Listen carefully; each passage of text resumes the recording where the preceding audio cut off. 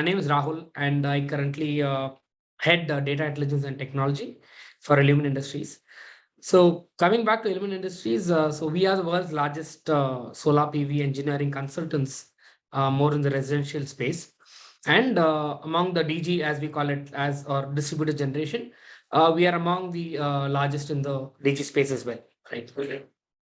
So we have delivered around north of 1 gigawatt of solar power plant engineering, and we work with most of the largest EPCs in the US, as their primary consultant, and help them build a sustainable future. So our again underlying motto is primarily saying enabling builders, through which we can cater to the larger mass and build a sustainable future for all of us. So we also operate a little bit in the construction industry as an engineering consultant for green buildings, energy efficient. So anything where there is a sustainability angle to it, that's something which we try to cater to our work in, and that's what we've been doing so far. So we will just be completing 8 years as an organization. So we set up in Chennai and Pune. We have two offices, and we operate primarily 90-95% of our portfolio is based out of the US, and we cater to almost pretty much every state in the US, and that's how we help our clients get there. So I've been with Element for the last 2.5 years, and prior to this, for around 10 years, I've been more in the financial services operations.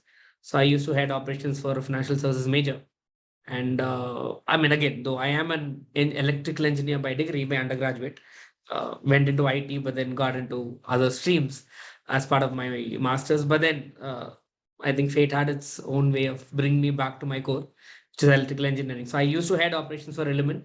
And over the last 1 year, I've transitioned more into a data and a technology role.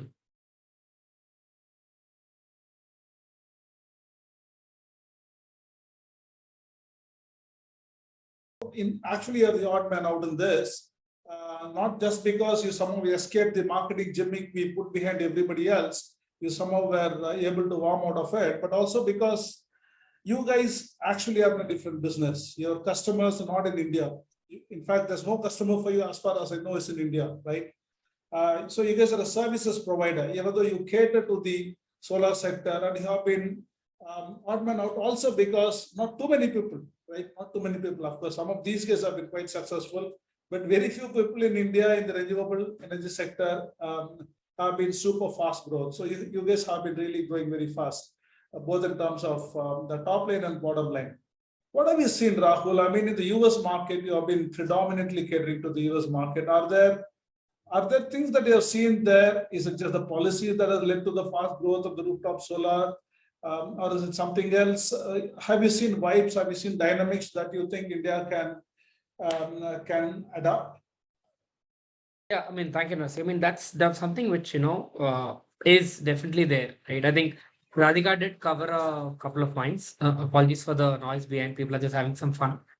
Uh, so few things which we've seen actually, especially in the US market, is when the entire world was going through COVID. I think 2020, many companies went out of business and all of that, but that's where we actually saw a very high rise in terms of our projects, our clients, and that's where we even grew to 2x in that year specifically.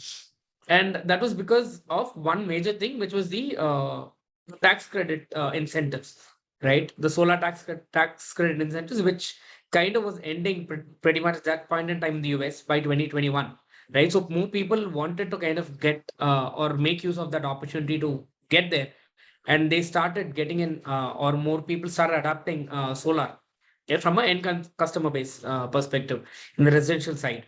And that, I mean, there was a lot of transparency there, which again was handled very, very efficiently. But today, if you see it, I mean, after the new government has come in, they've actually expanded it or extended it till about 2034. So, which is again helping the boost in the solar, growth.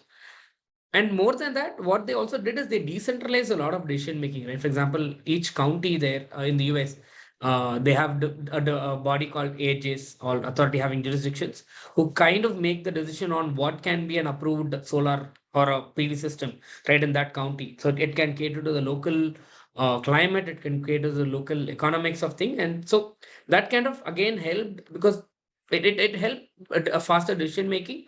It helped in more transparency. It helped in, even for example, the tax credits that go to the consumer. It doesn't go to them as a no direct check, right? Where rather it goes to them as a credit to kind of defer or make use of in their tax liabilities, which kind of helps them take up that thing, right? The second one was again a proper implementation of SOPs. I think SOPs are there everywhere, right?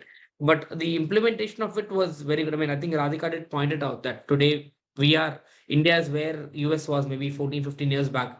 And that's pretty much one of the stark difference that we've seen in terms of why uh, solar there has improved or increased in demand so much that, and again, subsequently, we've also seen a growth in our own business. And third most important thing is the production guarantee, right? Which, let's say, as an EPC, I come and tell you as a homeowner that this is what you're going to get. I think there's a lot of production guarantee and a accountability that falls onto the EPC. And you can hold them accountable, saying if you've told me such a thing is going to happen and it doesn't happen, they're bound to pay you back.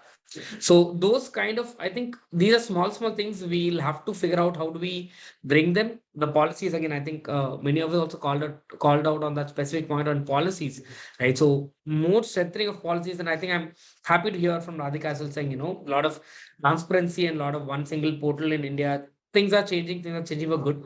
I think we will get there soon.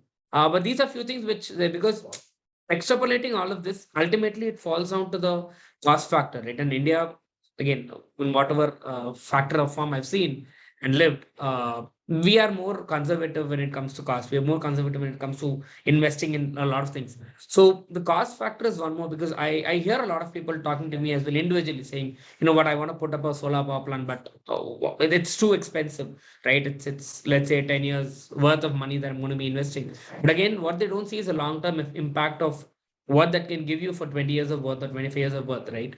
So if we have to bring that down, then again, the basics of economics, which all of us, as being in business, we all understand that. So just to get that, I think we'll have to ensure how do we build an ecosystem that brings the cost down, which can kind of foster more adoption of solar. And again, I'm speaking just in solar space, it can be extrapolated to the other industries or other domains as well.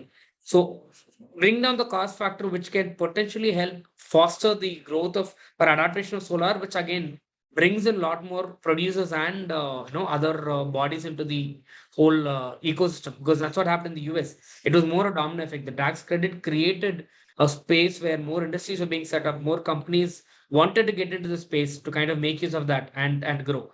So I think at end of the day, it again, it boils down to the ecosystem, which kind of helps foster that. But these are things which helped us in our growth journey so far. Thank you, Rahul.